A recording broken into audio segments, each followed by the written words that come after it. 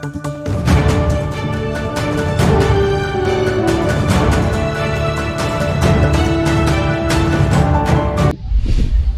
खबर से आगाह करते हैं। कोरंगी जमान टाउन थाने की हुदूद में मिशन न्यूज के नुमाइंदे आरिफ कमाल पर कातलाना हमला।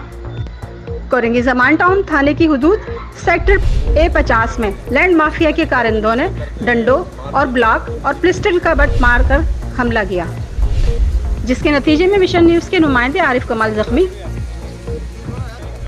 इस वक्त हम जमान टाउन थाने में मौजूद हैं, जहाँ पर हमारे सीनियर रिपोर्टर्स और सीनियर साहबीन आरिफ कमाल साहब एक ऑफिस पर गए थे, जहाँ लैंड माफिया के लोग कुछ सरकारी ज़मीन पर कब्जा कर रहे थे। उन लैंड माफिया के लोगों ने मारा पीटा है।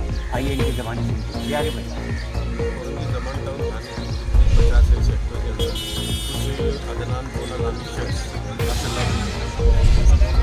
मैं जानता हूँ काम कर रहे थे, तो मैं अपनी कवरेज करने के लिए वहाँ गया, तो वहाँ पर कुछ लोग जबत है तो आगे बेताशा तशद किया, मुझे मारा पीटा।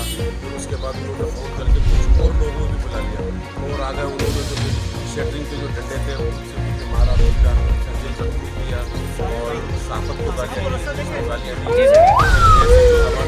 पूरी कार्रवाई